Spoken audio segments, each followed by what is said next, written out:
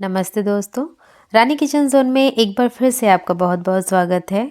मैं फिर से हाजिर हूँ कुछ ऐसे टिप्स एंड लाइफ हैक्स लेकर के जो ना सिर्फ आपका काम आसान करेगा बल्कि आपका टाइम और पैसा दोनों की बचत करने वाला है। सो वीडियो को एंड तक ज़रूर देखिएगा। जब हम लोग किचन में काम करते हैं ना तो बहुत सारी प्रॉब्लम्स फेस करते हैं, जिसमें सबसे मेजर प्रॉब्लम होती है पाइप का ब्लॉक होना। अब देखिए, पाइप ब्लॉक हो गई है ये कैसे पता लगेगा? अगर आपके सिंक में पानी बार बार भर जा रहा है, बिल्कुल पाइप से पानी नीचे ड्रेन नहीं हो रहा है, स्मेल आ रही है और जा भी रहा है पानी तो बहुत स्लो जा रहा है, तो यहाँ पे आपको एक बहुत ही स्ट्रॉन्ग सा केमिकल की ज़रूरत है जो कि है डीक्लॉग। देखिए यहाँ पे ये इजीली मार्केट में अवेलेबल है। अगर आपके यहाँ ब्लिंकिट ज़ेप्टो वगैरह आता है तो वहाँ भी आपको मिल जाएगा। मैंने ये 100 रुपीज़ का एक पैक ख़रीदा हुआ है जिसमें 3 से 4 ऐसे ऐसे पाउच हैं। अब देखिए, इसको करना कुछ भी नहीं है, जहाँ भी आपको लगता है कि आपका पाइप ब्लॉक है वहाँ पे इसको खोल करके डाल दीजिए। ठीक है। अब ये क्या करता है कि इसके अंदर ना बहुत ही स्ट्रॉन्ग केमिकल होता है जो कि जमी हुई चिकनाई, साबुन, बाल, खाने के जो भी कचरे वगैरह होते हैं ना, सबको ये मेल्ट करने लगता है और जब पानी इसके अंदर डाला जाता है तो ये रिएक्शन करता है। इसके बाद जो भी गंदगी इसके अंदर होती है वो टूटने लगती है और पानी के साथ बहने लगती है। तो ये बहुत ही सस्ता सा और बहुत ही पावरफुल तरीका है जिसका इस्तेमाल आप अपने किचन में कर सकते हैं, वॉशरूम में कर सकते हैं। इसके साथ ही एक चीज़ और बताना चाहूँगी कि इसका इस्तेमाल आपको जल्दी जल्दी नहीं करना, 6 महीने में ही करना है एक बार, नहीं तो जो पाइप है वो मेल्ट हो जाती है। तो आप इस बात का खास ख्याल रखिएगा। देख लेते हैं नेक्स्ट टिप। जैम या तो सिरप की जो बॉटल्स होती हैं वो बिल्कुल खुलती ही नहीं है। कितना भी आप ज़ोर लगा लीजिए कोई फ़ायदा नहीं होता, जैसे ऐसा लगता है कि किसी ने इसको चिपका दिया है। पर अब टेंशन की कोई बात नहीं है, चलिए मैं बताती हूँ बहुत ही छोटा सा जुगाड़ कि आप इसको बहुत आसानी से खोल सकते हैं। तो इसको खोलने के लिए देखिए मैं आपको दिखाऊंगी यहाँ पे जो एप्पल या फिर गुआवा वगैरह आता है ना, तो उसके साथ इस तरीके की नेट मिलती है। ये फाइबर की नेट होती है और इसका इस्तेमाल मैं करूँगी यहाँ पे इस डब्बे को खोलने के लिए, मतलब इसके लॉक को खोलने के लिए।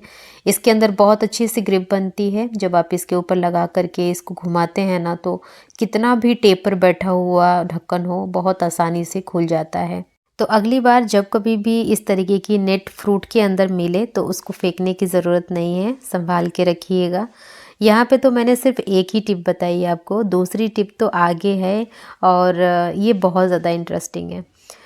तो यहाँ पे देखिए मैंने वही वाली नेट ले लिया है और ये मैं लगाऊंगी इस तरीके की जो चाकू के हैंडल होते हैं ना, जिनका हैंडल बहुत ज़्यादा स्लिपरी होता है। ये वाला चाकू तो इतना ज़्यादा स्लिपरी नहीं है, बट वो जो पिंक और येलो कलर के हैंडल वाले आते हैं प्लास्टिक के जो होते हैं वो बहुत ज़्यादा स्लिप करते हैं, कई बार तो बहुत बड़े हादसे हो जाते हैं। तो उसके ऊपर ना आप ये वाला टिप ज़रूर आजमा करके देखिएगा, बहुत ही अच्छी तरीके से ये काम करता है और आप इसको परमानेंट लगा करके भी रख सकते हैं। जब चाकू को वॉश करना हो अच्छी तरीके से डीप क्लीन, तब आप इसे निकालिए और फिर दोबारा इसको इसी तरीके से इसके ऊपर चढ़ा दीजिए। तो है ना ये बहुत कमाल की टिप। कितने लोगों को ये टिप पता थी? अगर आपको पता थी तो नीचे कमेंट सेक्शन है, हमसे ज़रूर साझा करिएगा। अब बढ़ते हैं नेक्स्ट टिप की तरफ। सर्दियाँ आते ही घी एकदम पत्थर की तरह जम जाता है। मार्केट से अगर आप घी लेकर के आए हैं तो डब्बे से निकालना बड़ा ही मुश्किल हो जाता है। अगर इसे गैस पे रखते हैं तो ये थोड़ा रिस्की हो जाता है कि कहीं जल ना जाए। तो चलिए बताती हूँ आपको एक ऐसा सिंपल सा तरीका जिससे घी बिना ख़राब किए, बिना जलाए आप बहुत आसानी से निकाल सकते हैं। तो ये जो घी है ना, ये मेरा मार्केट वाला है और इसको मैं यहाँ पे इस्तेमाल भी कर रही हूँ। तो देखिए थोड़ा सा खाली हो गया है। अब मैं इसको जितना ऊपर पेपर इसके एक्स्ट्रा है उसको मैं कट कर लूँगी और कट करने के बाद पानी भी मैं चढ़ा दी हूँ गैस पे गर्म होने के लिए। तो हमें पानी गर्म नहीं, पानी एकदम उबलता हुआ चाहिए। जब पानी में उबाल आने लगे तब आप इस डब्बे को इसके अंदर डालिएगा। और अगर आपको लगता है कि इसके अंदर पानी चला जाएगा, बिल्कुल नहीं जाएगा, क्योंकि ये 2 लेयर होते हैं। एक तो ये पेपर वाला होता है जो सबसे ऊपरी लेयर है, उसके अंदर एक एल्युमिनियम सा पेपर होता है जिसके अंदर घी होता है। तो आप इसको बिंदास डाल दीजिए पानी के अंदर और उबलने दीजिए पानी। जैसे ही पानी की हीट इसको मिलेगी ना, ये धीरे धीरे मेल्ट होने लगेगा। देखिए बहुत ही इजी सा तरीका है। तो ये तरीका उनके लिए है जिनके पास माइक्रोवेव नहीं है, जैसा कि मेरे पास नहीं है तो मैं तो ऐसे ही करती हूँ। अगर जिनके पास माइक्रोवेव है तो माइक्रोवेव में डाल करके उनका काम बहुत ज़्यादा इजी है, मतलब उनके में कम टाइम लगेगा। इसमें तो फिर भी 10 मिनट लग जाते हैं, लेकिन उसमें मुश्किल से 2 से 3 मिनट में घी अच्छी तरीके से मेल्ट हो जाता है। तो देखिए हमारा भी तरीका कम नहीं है, ये भी अच्छे से काम करता है। अब जितना घी मेल्ट हुआ है उसको मैं इस तरीके के बड़े डब्बे में डाल दूँगी और फिर दोबारा उसी प्रोसेस को रिपीट करना है और सारे घी को आप अच्छी तरीके से मेल्ट कर लीजिए। इस तरीके से आप अच्छे से निकाल दीजिए सारे घी को, मतलब इसमें एक ड्रॉप भी नहीं रह जाता। यकीन मानिए बिल्कुल भी घी वेस्ट नहीं होता है और एकदम जो डब्बा है ना, ऐसा लगता है कि इसको धुल करके रेडी किया गया है। देखिए तो ये बहुत अच्छा तरीका है। अगर आपके पास भी इस तरीके का डब्बे वाला घी है, उसको मेल्ट करिए और बड़े डब्बे में डाल दीजिए। अगली टिप इजी होगा इसको यूज़ करने में। देखिए सर्दियाँ आते ही ना हम गरम गरम चीज़ें खाना पसंद करते हैं, लाइक गाजर का हलवा, सूजी का हलवा, आटे का हलवा। अब देखिए जब आटे का हलवा बनाते हैं ना, तो उसमें कई लोगों की शिकायत होती है कि गुठलियाँ पड़ जाती हैं, स्वाद भी वैसा नहीं आता और टेक्सचर भी बहुत ज़्यादा ख़राब हो जाता है। पर गलती कहाँ पे होती है वो मैं आपको बताऊंगी। और आटे का हलवा इतना परफेक्ट होगा ना, आप जितनी बार बनाएंगे इस टिप को फॉलो करिएगा, कभी भी आपका आटे का हलवा ख़राब नहीं होगा। अब देखिए अगर आपको लगता है कि आपका प्रोसेस तो बिल्कुल ठीक होता है फिर भी सही नहीं बनता है, तो आपके कन्वीनियंट के हिसाब से यहाँ पे देखिए मैं एक छोटा सा चार्ट दे रही हूँ जिसमें कि मेज़रमेंट है। आप इस मेज़रमेंट को फॉलो करिएगा और फिर बनाइएगा। बाकी प्रोसेस तो मैं आपको दिखा ही रही हूँ। तो सबसे पहले तो आप जितना इसमें घी दिया हुआ है घी डालिएगा, फिर आटे को डाल करके बिल्कुल लो आंच पे इसको धीरे धीरे भूनना है। भूनने के बाद जैसे ही ये बिल्कुल लाल दिखने लग जाए, क्योंकि जब इसको लाल करना ज़रूरी क्यों है, क्योंकि जब हम पानी डालते हैं इसके अंदर थोड़ा सा इसका कलर हल्का हो जाता है। तो अगर आप चाहते हैं कि आपका हलवा बिल्कुल लाल लाल सा दिखे, अच्छा दिखे, तो थोड़ा सा इसको ज़्यादा भूनिएगा। अब यहाँ पे डालना है चीनी और पानी। देखिए पानी आपको बिल्कुल गर्म डालना है, ठीक है, ठंडा पानी बिल्कुल भी इस्तेमाल मत करिएगा, वरना आपके हलवे में गुठलियाँ ज़रूर पड़ेंगी। यहाँ पे जब गर्म पानी डालेंगे ना, अच्छी तरीके से ये आटे के साथ घुल जाएगा एकदम से और गुठलियाँ बिल्कुल नहीं बनेंगी। और जो आपका आटे का हलवा है ना, वो इतना माउथ मेल्टेड होगा कि मतलब आप एक बार इसे बना लिए ना तो बार बार इसे बनाना चाहेंगे। अब हलवे को थोड़ा सा शाइनी बनाना है तो थोड़ा सा घी डालिए और फिर इसको मिक्स करिए। ऐसे बनाइए हलवा, बहुत अच्छा बनता है। ये मेरी गारंटी है, कभी भी ख़राब नहीं होता। मेरे बच्चे तो सूजी के हलवे से ज़्यादा आटे के हलवे को पसंद करते हैं और मैं उनको हमेशा बना करके खिलाती हूँ, कभी भी मैं फेल नहीं होती हूँ। अब बढ़ते हैं अगली टिप की तरफ। रात में चावल हम सबके घर पे कुछ न कुछ बचता ही होगा, तो आप क्या करते हैं, उसको फेंक देते हैं। अगर आप उसे फेंकते हैं ना, तो फेंकने से पहले ये वाली टिप ज़रूर देखिएगा। इस ठंडे चावल से इतनी बेहतरीन रेसिपी बना करके मैं तैयार करके दिखाऊंगी आपको। तो यहाँ पे सबसे पहले सरसों का तेल लिया मैंने, फिर जब ये गर्म हो गया तो उसमें राई डाल दिया। राई डालने के बाद मैंने इसमें चना दाल डाला है, ठीक है। चना दाल डाल करके अच्छी तरीके से इसको भूनिएगा, मतलब ये लाल हो जानी चाहिए। इसके बाद मैं इसके अंदर डालूँगी कुछ चीज़ें जो कि बहुत ज़्यादा ज़रूरी हैं इस रेसिपी के लिए, और ये साउथ की बहुत ही फेमस रेसिपी है। आप भी बनाइए, बिल्कुल साउथ वाला स्वाद आपके घर पे आएगा और वो भी बचे हुए चावल से।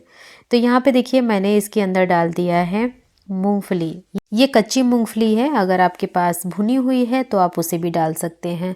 अब इसके स्वाद को और इसकी खुशबू को बढ़ाने के लिए इसमें डालना पड़ेगा आपको करी लीव्स, जो कि इस रेसिपी की जान है। इसके बिना तो ये शायद नहीं बन पाएगा। खैर बन तो जाएगा बट वो टेस्ट नहीं आएगा जो इसका ऑथेंटिक टेस्ट होता है। तो यहाँ पे देखिए सारी चीज़ों को मैंने अच्छी तरीके से भून लिया। अब सबसे लास्ट में एक सूखी लाल मिर्च को तोड़ करके इसके अंदर डाल दीजिए। अब चूंकि सारी चीज़ें अच्छी तरीके से भून गई हैं तो इसमें मैं हल्दी और नमक डालूंगी। हल्दी आप अच्छी मात्रा में डालिएगा। अब इसके अंदर जो भी रात का चावल बचा हुआ है ना, अच्छी तरीके से उसको मतलब खोल दीजिए। अगर वो थोड़ा बहुत चिपका हुआ है तो खोल करके इस तरीके से आप इसको डालिए। डालने के बाद इसको अच्छी तरीके से आपको मिक्स करना है। और इस बात का याद रहे कि चावल को बहुत जल्दी जल्दी बहुत ज़्यादा नहीं मतलब इसको चलाना है, वरना चावल टूटेंगे और आपकी रेसिपी अच्छी नहीं दिखेगी। स्वाद में तो अच्छी लगेगी बट दिखेगी नहीं अच्छी। तो यहाँ पे देखिए मैं बस इसको अलटते पलटते हुए सेक रही हूँ, मतलब गर्म हो जाना चाहिए। बाकी चीज़ें तो हमारी पकी ही हैं। अब सबसे लास्ट में इसके अंदर डाल देना है नींबू। ठीक है, नींबू का जूस अच्छी मात्रा में डालिएगा, क्योंकि ये हम बना रहे हैं लेमन राइस, जो कि साउथ की एक बहुत ही फेमस डिश है और बहुत ज़्यादा टेस्टी लगती है। मेरे पास जब कभी भी चावल बचते हैं तो मैं इसी तरीके से यूज़ करती हूँ और बच्चे बड़े ही शौक़ से खाते हैं। अब धनिया बिल्कुल ऑप्शनल है, अगर आपको पसंद है तो डालिए, नहीं पसंद है तो मत डालिए। बस आपका लेमन राइस बन कर के तैयार है। प्लेट उठाइए और सबको दीजिए। बच्चे तो बड़े ही शौक़ से खाते हैं और ये टेस्टी के साथ साथ बहुत ज़्यादा हेल्दी भी है। तो मैं उम्मीद करूँगी कि जब कभी भी चावल बचेगा आप इस रेसिपी को ज़रूर बनाएंगे। अब बढ़ते हैं नेक्स्ट टिप की तरफ। देखिए गाजर का सीज़न है और अभी बहुत अच्छे गाजर आ रहे हैं। अगर आप इसका हलवा बनाना चाहते हैं या फिर अदर कोई भी ऐसी रेसिपी, तो इसको छीलना पड़ता है। अब आप अगर इस पीलर का यूज़ करते हैं, पीलर छीलता तो बहुत जल्दी जल्दी है बट इसका बहुत ज़्यादा वेस्टेज कर देता है, मतलब गूदा ज़्यादा निकलता है। तो आप यहाँ पे पीलर का यूज़ मत करिएगा, चाकू ले लीजिए। चाकू का जो भी मतलब पैना वाला एक पार्ट होता है, एक थोड़ा सा मोटा पार्ट होता है, तो मोटा पार्ट की तरफ आप इसको मतलब पलट लीजिए और उसी से यहाँ पे इसको सिर्फ रब करना है। रब करने से क्या होगा कि इसकी स्किन तो अच्छी तरीके से निकलेगी ही निकलेगी, इसके साथ कोई भी वेस्टेज आपको देखने को नहीं मिलेगा। तो यहाँ पे देखिए मैं आपके सामने ही इसे छील रही हूँ और बिल्कुल अच्छी तरीके से छिल जाता है। और अभी की जो गाजरें हैं वो बहुत अच्छी आ रही हैं, बिल्कुल धो दो तो एकदम हमें नहीं लगता कि छीलने की भी ज़रूरत पड़ती है। तो ये तो सबकी अपनी अपनी पर्सनल चॉइस है। अगर आप इसको छीलना चाहते हैं तो यही तरीका फॉलो करिएगा, गाजर भी छिलेगा, वेस्टेज भी नहीं निकलेगा। अब बढ़ते हैं अगली टिप की तरफ। देखिए बहुत सारे लोग ना जैसे तीज त्योहारों में पैर को रंगते हैं आलता से। अब आलता से पैर रंगो ना तो बहुत ज़्यादा क्रैक्स पड़ जाते हैं, मतलब अगर आपकी एड़ी फटने वाली नहीं होती है ना, फिर भी फट जाएगी, क्योंकि इतना ज़्यादा वो प्योर नहीं होता है और स्किन पे जा कर के ना रिएक्ट करता है और आपकी स्किन ख़राब होती है। तो देखिए तीज त्योहार में तो मतलब कंपलसरी हो जाता है रंगना, तो आप रंगिए, बिल्कुल रंगिए। बट उसके पहले आप एक कॉटन ले लीजिए, कॉटन के ऊपर ना थोड़ा सा ग्लिसरीन लगाइए आप, क्योंकि ग्लिसरीन इतनी अच्छी चीज़ होती है ना कि मुझे नहीं लगता कि उससे अच्छा कोई सर्दियों में मॉइस्चराइज़र है।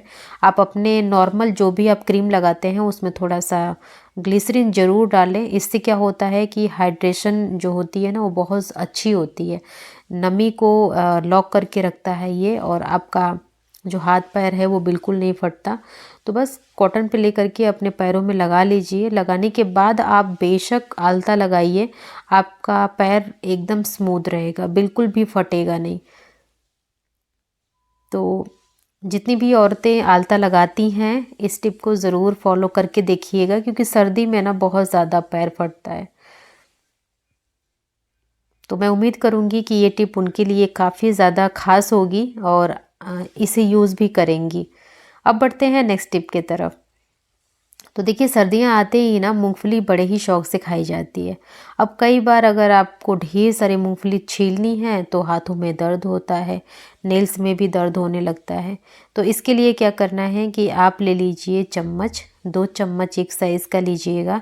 इसके बाद ना दोनों को चिपका करके और इस तरीके का जो पतला वाला रबर बैंड होता है उसे लगा दीजिए। तो यहाँ पे 2 बार 3 बार आप इसमें राउंड कर सकते हैं। इसके बाद आपको ना पेपर चाहिए, मतलब आप टिश्यू पेपर ले सकते हैं, नॉर्मल पेपर भी ले सकते हैं। तो मैंने तो यहाँ पे टिश्यू पेपर ही लिया है। उसको अच्छी तरीके से रोल करके और फिर उसे फोल्ड करना है और इस स्पून के बीच में लगाना है आगे के साइड पे। जब आप आगे के साइड पे लगाएंगे ना तो इसका जो मुंह है वो खुल जाएगा। अब देखिए आपके पास एकदम फ्री ऑफ कॉस्ट एक टूल बन करके तैयार है, जिसको आप यूज़ करेंगे मूंगफली को छीलने में। आप जब कभी भी इस तरीके से छिलेंगे ना, बहुत सारी मूंगफली एक साथ छिल करके रेडी कर देंगे, किसी की ज़रूरत ही नहीं पड़ेगी। और अगर आप खाना चाहते हैं तो भी आप इसका यूज़ करिएगा, अपने बच्चों को दीजिएगा, वो भी बड़े ही शौक से खुद तोड़ लेंगे और खा लेंगे। सो ये थी आज की वीडियो, पसंद आई तो लाइक करिएगा। कौन सी टिप आपको सबसे ज़्यादा अच्छी लगी ये भी ज़रूर बताइएगा। आज के लिए इतना ही, मिलूँगी मैं नेक्स्ट वीडियो में नेक्स्ट टॉपिक के साथ। तब तक के लिए आप अपना खूब सारा ख्याल रखिएगा। Bye bye and take care.